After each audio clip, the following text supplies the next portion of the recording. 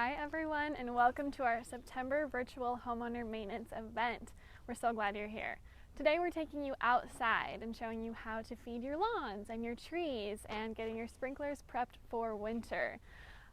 Please don't forget to participate. Ask us questions and you'll be entered to win a $50 Home Depot gift card at the end. And now I'm going to introduce you to someone you know very well, 5-Star Mark.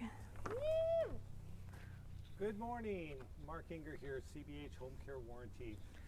Yes, as Katie talked about in her introduction, we're here to take care of the concepts of what do we do for the winter issues. Those of you who are coming in from different parts of the country, you know, you're experiencing all different types of situations dealing with lawns and shrubs and trees, and hey, the soil conditions here are not like what you're used to, and we have all those unique challenges, we'll say, and those concerns that you have for the prepping for the winter months. So what do we do? Well, it is a unique time, and with the soils that we have, and I've said in the past, we have what is known as a Class C soil. That means lots of clay and lots of rock. Well, I know everyone gets the idea that rock has zero nutrients. Well, clay is right next to it, no nutrients whatsoever, so we actually have to feed that particular lawn.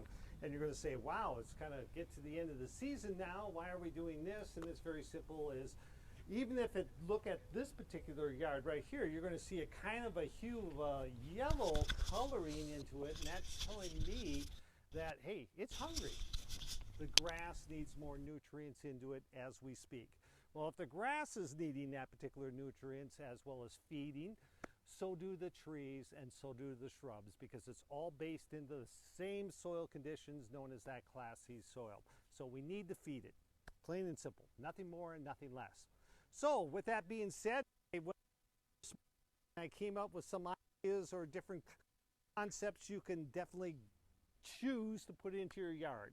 I promote one way or the other. These are just some issues you can pick up at your local particular building stores or dealing with garden supplies, whoever it may be. Okay? A lot of you I've spoke with in the past, I talked about fertilizer steaks. Well, these are stakes that you simply put into the yard, into the ground, we'll say, right next to the tree. You got to read the packaging in below here. It talks about, hey, if the diameter of the tree happens to be number of stakes, we got 1, we're placing that in there. We have to be something about 4 feet away, 6 feet away, 8 feet away, whatever the case may be, based upon the diameter of that particular tree. Nutrient. Another factor you got to watch very, very carefully. Be sure you are finding the type of fertilizer stake that meets the need of that tree. Example, fall time of the year. Well, fall is very, very simple. If you have leaves, they fall to the ground, obviously, and those types of things. Those are all deciduous type trees. So the type of stakes I'm going to be using are obvious, dealing with all hardwood type trees or deciduous. This particular issue is all evergreen, so cone bearing or conifer trees. So that type of stakes you will be using on any sort of pine trees you may have in your yard, okay, as well as this one happens to deal with holly trees as well, okay, or shrubs. So be aware of that, be aware of which type you're getting, okay? Next issue, which I will be doing on the particular yard right here.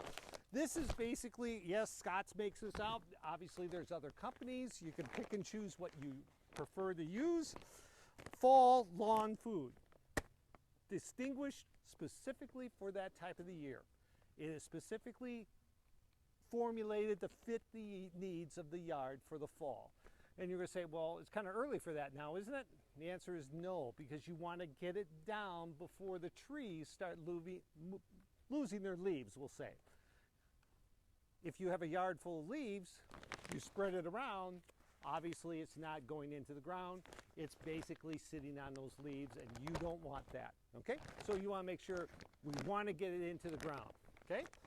Next, Another item I picked up, we have, connects to your hose. You can simply open this package up. This is brand new, like I said this morning. It has a granule package. You can just simply screw it back on after puncturing this, connect your hose back up, and you can go around to all your particular shrubs or plants, and I can just spray a spray coating of this across those plants or whatever the case may be you may have in your particular gardens, okay? And it'll tell you specifically. For organic issues, garden feeder, very, very simple. It'll take care of all those nice little plants that you have, such as your peppers, hot peppers, those types of things, tomato plants, so on and so on. Great feeder for that particular thing. It's nice, neat, and clean. It's easy to work with. You don't have to work up about mixing chemicals and all this other stuff. Makes it easy. And believe me, doing yard work, I'm guaranteed I want the simplest way out. No question about that. Next one. I know there's other companies out there that have this particular product in much larger containers as well. This is a concentrate, and you simply mix up a particular cup per gallon. So what I typically have done is taken a cup off of a spray can. Well, that's about a half a cup. So I need 2 of these to make one particular issue of 1 gallon. So how do I do that? It's very, very simple. I'll go to a particular company's bucket they may have, and I'm basically dumping 2 cups in per gallon of water. And at that point, I can just simply walk over to the shrubs or tree or wherever the case may be and just simply dump it around the root system of that particular tree or shrub. Works out very, very well. Nice little product to work with. Whatever company you go with or whatever product line you use, whatever you feel is necessary for your home, go with it, okay? I'm not here to tell you how to run your life at all. That is your choice. These are just options. Okay, this particular product, Easy Seed. Now I have used this, and I can honestly say it works quite well, okay? This particular product, very, very unique in its own way. You have that nice neighbor dog that always wants to come to your yard and deposit a surprise. And unfortunately, yeah, it's something you don't want. And if you don't catch it right away, obviously you get spots in your yard that you need to obviously regrow the grass. This has a built-in issue of obviously your seed as well as your fertilizer mixed in all in one, and it's very quick growing. It works pretty darn good, okay? I would definitely, me personally, recommend that. If I have that issue in my yard, unfortunately I do, in different cases, definitely go with this. You have a hotspot. I refer to them as hotspots in your yard where the grass has maybe burned or whatever the case may be. You know, let's face it, sprinklers are not perfect. Sprinkler systems are there to do the laying them out, getting things covered, but it's not a perfect science. So please understand that. We try our very, very best in that situation for doing lawn designs and issues like that. But you may once in a while run across a hot spot. Go out and water by hand, okay? Next, let's go down to this particular product. This particular one deals with hydro seed. It's very popular on TV and this type of thing. I have used this in the past. It's pretty nice, it works. It leaves this nice green glow of the hydro seed aspects, as you would see, as such as a commercial brands will do those things. It's probably very much of the same product. I can't have 100% proof on that, but I suspect it is. A lot of nitrogen in there, a lot of fertilizer issues. It'll definitely enhance that spot that you may have some dead growth. It works okay. I have it in my own yard, used it. It does well, no question about that, okay? Now, what do we do for laying fertilizer? Well, like I said, this is the fall time of the year. And, you know, we got some to be careful of, so I put in my own little casters. I have a little anyway, back to that. Well, let's go with the issue of this. Read Broadcaster, how to apply. Well, here's my broadcaster right here, rotary spread broadcaster, and I have to set my dial at 3 1/4. Could be 3 1/2, that's fine as well. Okay.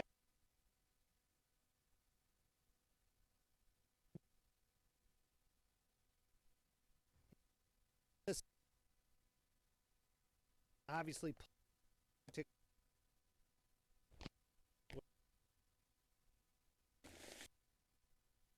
and I'm going to make my application across the yard. Okay. They may not. Depends on the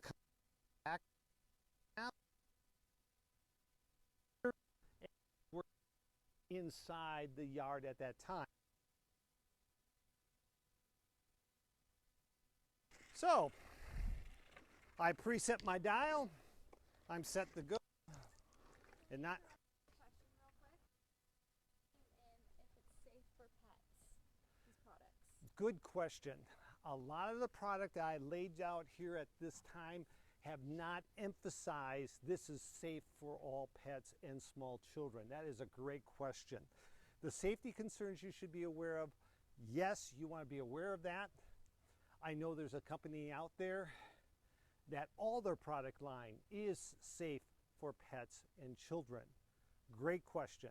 This particular product line I'm using right now today is not really emphasizing the safety issue for pets and kids.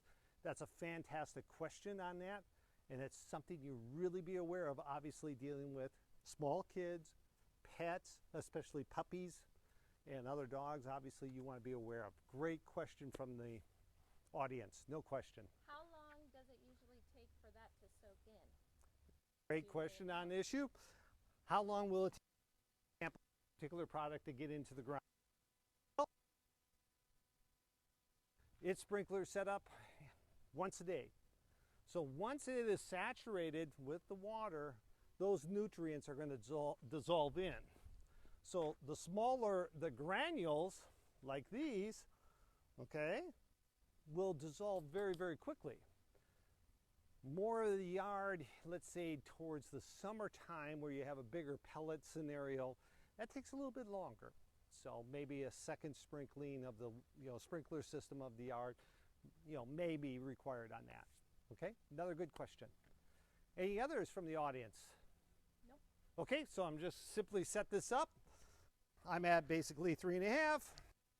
Be aware of how far my broadcaster is going to spread it out, and I simply open it up, and away I go, walking the perimeter of the yard, make my turns, and make my way around. And I'm just going to sweep here and come back to the start. Off later. Okay, so that's what you do. Way into the center, whole yard, work your way out, and you're good to go. Can I put on too much? Absolutely. You don't want to create a concentrated area where it could possibly burn that particular issue of the grass or soil. Okay, so be aware of that as well. All right, now the fluids. Okay, now I said this particular product says 1 cup per gallon. Okay, why am I using this kind of a cup? Is very simple. Don't go into the house and grab a measuring cup and start measuring out chemical. Obviously, cross-contamination. Now, if you want to go get one of those 19-cent ones or $1.19 or wherever they are in a dollar store, and always keep that out in your garage where you're doing your lawn care chemicals, go for it, okay? Definitely do those types of things. This, I'll grab any particular bucket I may have. Obviously, these stores sell them constantly. I'm opening this up, and I said, 2 will make 1 cup. 1, 2. So there's my alleged 1 cup of this material or fluids. Okay, set that there, set that.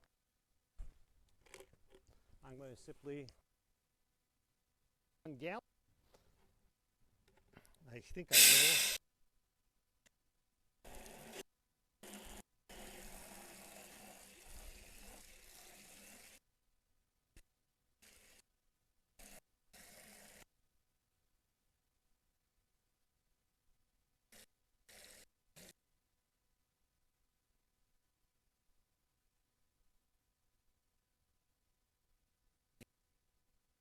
It off, shake it around, get a tree.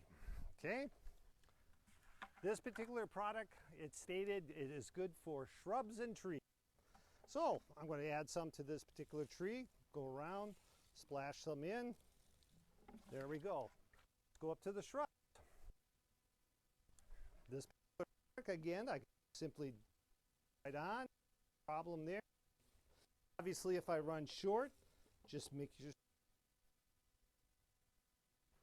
I myself, in my particular home, I have way too much of this to mix, unfortunately. I do all my trees, all my shrubs, obviously before the fall of the year, okay? If you have specific questions on any of these particular products, obviously contact our office, CBH Warranty. You can talk to any capable person in there. I will take your emails or calls, wherever the case may be, more than happy to help you out. If you happen to be in the area of my own, live right across the street from Branniger, obviously you know where I live, most of you do. You know, I'm there to help you out. Any other questions? Yes, there is a question. Yes. It says, are these products safe to keep in your garage in the summer? Correct, they are safe to keep in your garage, not in direct sunlight, okay? Keep them away from any sort of issues of hot water heaters, furnace type concerns. You want those completely clear of all products such as gasoline, paint products, chemicals of any nature. You definitely want to keep them away from any sort of flames. I don't care if it's an igniter that will just come on instantaneously, just keep those areas clean. Good question. So, anything else? Sprinkler blowouts. You want to talk about sprinkler blowouts? Sure. When should we blow out our sprinklers? Sprinkler blowouts. A lot of these particular companies have signs. You will see them outside of subdivisions and those types of things, or we will do sprinkler blowout. I always go by the issue of this. You have a next door neighbor that may have been there for a few years. He will have a company come out. If you tag on with him, you may get a reduced cost. Or if you go to this issue, you get together with your HOA meetings in the fall and say, why don't we contract with a company that can blow out everybody's sprinklers at the same time at a reduced cost. So go with a very reputable firm, and I think you'll do very well. When we're going to blow them out, I would go with the issue of definitely the 1st of October. Okay? Got it. I think that's it. All right. Well, thanks everyone for joining today. We'll announce the winner of a $50 gift card within 24 hours on Facebook. Thanks, and we'll see you next month.